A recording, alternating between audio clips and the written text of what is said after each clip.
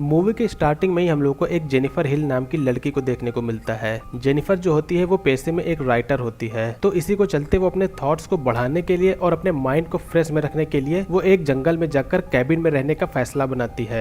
और अगले ही सीन में हम लोग को वो अपनी कार से कैबिन की ओर जाती हुई दिखाई देती है। लेकिन वो रास्ते में सबसे पहले एक हाउस रेंट वाली शॉप पर रुकती है, जहाँ पर जो हाउस रेंट शॉप का जो ओनर होता है वो उसे उस कैबिन की देता है और साथ में वहाँ का नक्शा भी दे देता है, जिससे कि बाद में जेनिफर जो होती है वो दोनों सामान को लेकर वहां से निकल जाती है। थोड़ी देर अपनी कार से चलने के बाद में वो एक पेट्रोल पंप के पास जाकर वहां पर रुक जाती है, क्योंकि उसकी कार में पेट्रोल खत्म होने वाला होता है। साथ ही साथ में वो एक ऐसे इलाके में पहुंच गई होती है जहां पर उसको रास्ता बिल्कुल भी समझ में नहीं आ रहा होता है। तो वहां पर पेट्रोल पंप पर 3 लोग खड़े होते हैं, जहां पर जेनिफर जाके उन लोगों से उस मैप के बारे में पूछती है और साथ साथ में पेट्रोल भी भरवाना वो स्टार्ट कर देती है। पेट्रोल पंप पर वहां पर हम लोग को 3 आदमी देखने को मिलते हैं, जिनमें पहला का नाम जॉनी होता है, दूसरे का नाम एंडी और तीसरे का नाम स्टैनली होता है। यहाँ पर पेट्रोल को भरवाते वक्त जेनिफर से यहाँ पर थोड़ी बहुत गड़बड़ हो जाती है, जिससे कि बाद में जॉनी जो होता है जेनिफर के साथ में थोड़ी बहस हो जाती है और इसके बाद में जेनिफर जॉनी से सॉरी बोलती है और अगले ही पल में जेनिफर वहाँ से तुरंत निकल जाती है। वो ये सोचती है कि यहाँ पे जितना जल्दी हो सके मुझे निकलना चाहिए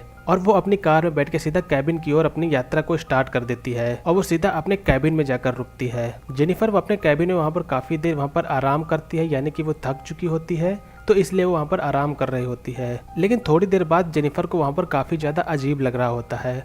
उसे ऐसा फील हो रहा होता है कि शायद उसके ऊपर कोई नजर रख रहा है। वो आसपास में जाकर थोड़ा बहुत चेक करती है, क्या कोई मेरे ऊपर नजर रख रहा है या फिर नहीं। लेकिन एक बंदा होता है जो उसके ऊपर लगातार नजर रख रहा होता है, लेकिन ये बात से वो बिल्कुल भी अनजान होती है, उसे बिल्कुल भी नहीं पता होता है। अगले दिन जब वो अपना नल खोलती है तो उसे वहाँ पर गंदा पानी दिखाई देता है, यानी कि उस नल से काफी ज्यादा गंदा पानी निकल रहा होता है, जिससे कि बाद में जेनिफर जो होती है वो मैथ्यू नाम के एक प्लम्बर को कॉल करती है और उसे यहाँ पर नल को ठीक करने के लिए बुलाती है। अगले सीन में हम लोग को दिखाई देता है कि मैथ्यू नाम का एक प्लम्बर जो कि वहां पर जेनिफर का नल ठीक करने के लिए आया होता है और काफी जल्दी उसका नल ठीक भी कर देता है, जिससे कि बाद में जो जेनिफर होती है वो मैथ्यू के काम से इम्प्रेस हो जाती है और उसे किस भी कर देती है। लेकिन यहाँ पर दरअसल जो मैथ्यू होता है उसका दिमाग थोड़ा कम होता है। जब जेनिफर उसको किस कर देती है तो मैथ्यू को यहाँ पर काफी ज्यादा वियर्ड लगता है। इसके बाद में हम लोगों को अगले सीन में मैथ्यू अपने फ्रेंड्स के साथ में दिखाई देता है। यहाँ पर कई सारे फ्रेंड्स होते हैं और मैथ्यू उन सभी लोगों को उस लड़की के बारे में, यानी कि जेनिफर के बारे में जो भी उसके साथ में हुआ होता है वो सब बता रहा होता है। उन सभी फ्रेंड में से एक पहले से ही जेनिफर के ऊपर नजर रख रहा होता है। अगले ही पल में जब रात होती है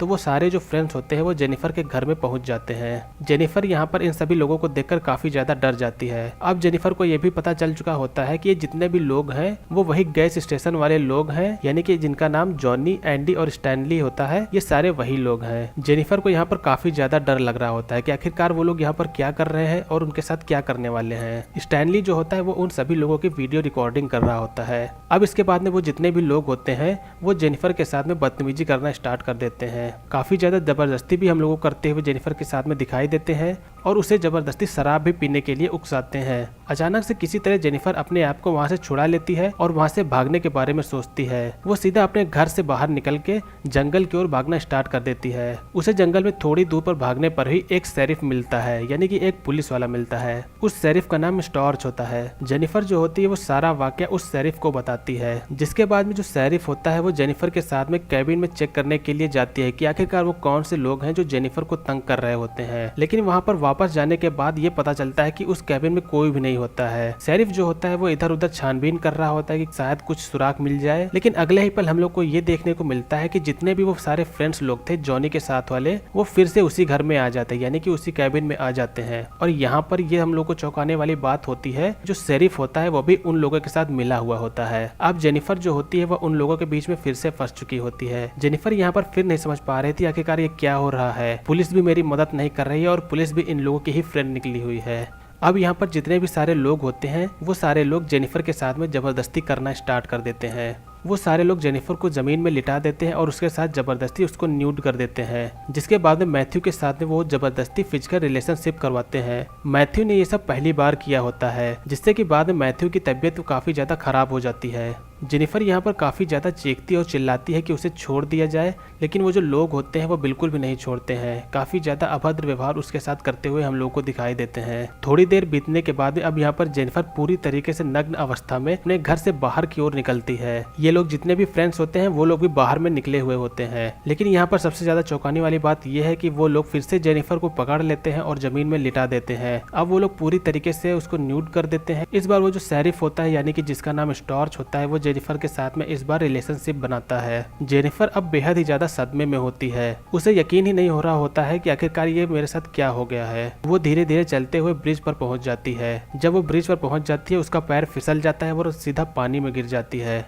जब वो पानी में गिर जाती है फिर वो दिखाई नहीं दे रही होती है, जिससे कि बाद में ये जितने भी फ्रेंड्स लोग होते हैं उसे ढूंढना स्टार्ट कर देते हैं, लेकिन ढूंढने के बावजूद भी वो नहीं मिलती है। अब जितने भी ये सब फ्रेंड्स होते हैं, अब उनके मन में ये डर बैठ जाता है कि अगर वो बच गए और पुलिस से बता दिया तो हम लोग बुरी तरीके से फंस जाएंगे, जिससे कि बाद में जो स्टॉर्च यानी कि जो शेरिफ होता है वो जितने भी सबूत होते हैं सबको मिटाने की कोशिश करता है, और स्टैनली का जो कैमरा होता है वो भी उससे छीन लेता है और उसे भी जला देता है। यहाँ पर जो जेनिफर होती है वो वहाँ से भाग चुकी होती है। इसके बाद में हम लोग को एकदम अलग ही सीन देखने को मिलता है, यानी कि अब हम लोग को रिवेंज वाला पार्ट देखने को मिलता है। जेनिफर जो होती है उन लोगों से अपना बदला लेने के बारे में सोचती है। सबसे पहले वो स्टैनली के घर जाती है और वहाँ से वो रिकॉर्डिंग जो होती है उसको चुरा लेती है। जी हाँ, आप लोग सही सुन रहे हैं, स्टैनली जो होता है, स्टैनली ने रिकॉर्डिंग को बचा लिया हुआ होता है। स्टैनली जब ये देखता है कि जो उसकी रिकॉर्डिंग है वो कहीं चोरी हो चुकी है, तो वो तुरंत वहाँ से भाग के जॉनी के घर जाता है। तो जॉनी को सबसे पहले ये बताता है कि जो मैंने रिकॉर्डिंग की हुई थी वो मैंने मिटाई नहीं थी और वो चोरी भी हो चुकी है। जॉनी जो होता है वो ये सब सुनकर काफी ज्यादा परेशान हो जाता है। अगले सीन में हम लोगों को स्टॉर्च का घर देखने को मिलता है। यहाँ पर स्टॉर्च जो होता है जब वो अपने घर जाता है तो उसको एक वहाँ पर गिफ्ट बॉक्स देखने को मिलता है। यहाँ पर गिफ्ट बॉक्स में वही रिकॉर्डिंग होती है जिसमें जेनिफर की जो रिकॉर्डिंग होती है वही बॉक्स उसको देखने को मिलता है। स्टॉर्च यहाँ पर काफी ज्यादा परेशान हो जाता है कि आखिरकार ये रिकॉर्डिंग कहाँ से आ गई, जिसके बाद में स्टॉर्च सीधा अपनी कार में बैठकर उन लोगों के पास में जाता है। वो तुरंत जाकर जॉनी से ये पूछता है कि आखिरकार ये क्या सब चल रहा है यहाँ पर। मैंने बोला था कि रिकॉर्डिंग को डिस्ट्रॉय कर दिया जाए, लेकिन तुमने ये रिकॉर्डिंग क्यों बचा ली। जॉनी जो बोलता है ये मेरी गलती नहीं है, ये सारी की सारी गलती स्टैनली की है, और यहाँ पर ये सीन एंड हो जाता है। अगले सीन में मैथ्यू को दिखाया जाता है। मैथ्यू जो होता है वो अपने घर में अकेला होता है, जहाँ पर जेनिफर उसको दिखाई देती है। मैथ्यू को इस समय काफी ज्यादा सदमा लगा हुआ होता है। वो लगातार सपने में जेनिफर को ही देख रहा होता है। मैथ्यू को काफी ज्यादा अफसोस होता है जो भी जेनिफर के साथ में हुआ होता है, लेकिन इस बार ये सपना नहीं होता है। जेनिफर उसके सामने रियल में होती है। मैथ्यू जो होता है वो जेनिफर के पास में जाता है और उसे ये कहता है कि मुझे माफ कर दो, मैं ऐसा बिल्कुल भी नहीं चाहता था, और उसके पास में जाकर रोने लगता है। लेकिन जेनिफर जो होती है उसके साथ काफी ज्यादा बुरा हुआ होता है, जिससे कि वो उसको बिल्कुल भी माफ नहीं करती है। इसके बाद में वो एक रस्सी निकालती है और मैथ्यू का गला घोटना स्टार्ट कर देती है। इसके बाद में मैथ्यू बेहोश हो जाता है और ये सीन यहीं पर एंड होता है। अगले सीन में हम लोगों को एंडी और स्टैनली दोनों एक जंगल में दिखाई देते हैं। ये दोनों जंगल में इसलिए होते हैं क्योंकि वो लोग मैथ्यू को खोज रहे होते हैं। वो दोनों लोग मैथ्यू को खोजते खोजते एक ऐसी जगह पे चले जाते हैं जहाँ पर जेनिफर ने अपना जाल बांधा हुआ था। एंडी यहाँ पर एक घर के अंदर जाता है और वहाँ पर कुछ चीजें देखने की कोशिश करता है कि शायद मैथ्यू के बारे में कुछ पता चल सके। यहाँ पर बाहर स्टैनली होता है, वो थोड़ी दूर जाता है, फिर उसका पैर एक जाल में फंस जाता है। ये जाल जो होता है वो जेनिफर के द्वारा बनाया गया होता है। काफी तेजी से वो जाल उसके पैर में फंस जाता है और वो चिल्लाना स्टार्ट कर देता है। स्टैनली के पास में फिर एंडी आता हुआ हम लोग को दिखाई देता है और एंडी के पीछे तुरंत जेनिफर आ जाती है और उसके सिर पर बैट से काफी तेज मारती है, जिससे कि बाद में एंडी भी बेहोश हो जाता है। अब जेनिफर दोनों लोगों को अपने नए बेहद ही ज्यादा खतरनाक जाल में बांध देती है। एंडी को वो एक बाथटब के ऊपर रखती है जिससे कि बाथटब भर जाए और एंडी की डूबने के बाद में मौत हो जाए। ये तरीका मारने का काफी ज्यादा खतरनाक लगता है और इस तरीके से वो एंडी को मारकर बदला लेती है। उधर स्टैनली जो होता है उसे एक पेड़ में बांधकर उसके मुंह में चूहा घुसा दिया जाता है, उसकी आंखों में कांटे लगाकर पीछे बांध देती है। ये सब करने के बाद में जेनिफर उसको अकेला यहाँ पर छोड़ देती है और बाकी का काम वहाँ के जंगलों के कौवों के ऊपर छोड़ देती है, जिससे कि बाद में कौवे आते हैं, वो सीधा उसके पेट पर हमला करना स्टार्ट कर देते हैं और थोड़ी देर बाद स्टैनली की भी मौत हो जाती है।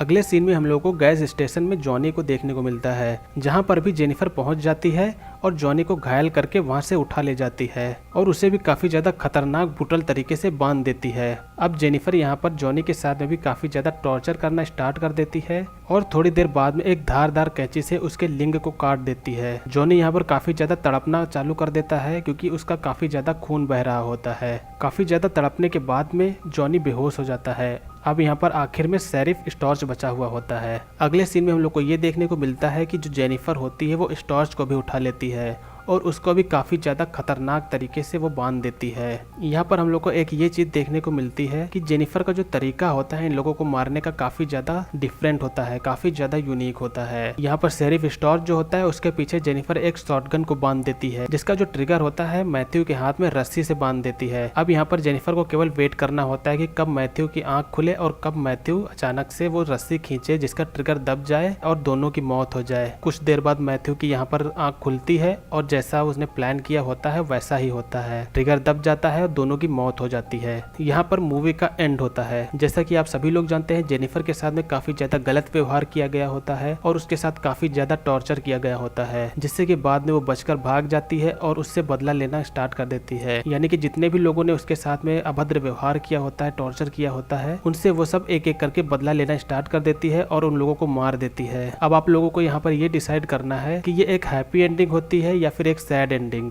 कमेंट करके हम लोग को जरूर बताइएगा। अगर आप लोग को हमारा ये मूवी का एक्सप्लेनेशन अच्छा लगा हो, वीडियो को लाइक कर दीजिएगा, दोस्तों के साथ शेयर भी कर दीजिएगा और सब्सक्राइब तो जरूर ही करिएगा। आप लोग जिस मूवी का भी एक्सप्लेनेशन चाहते हैं आप लोग हमें कमेंट करके बता सकते हैं। और हाँ, ध्यान रहे हमारे इंस्टाग्राम को फॉलो करना मत भूलेगा। आज की वीडियो के लिए बस इतना ही, मिलेंगे अगले वीडियो में, तब तक के लिए बाय।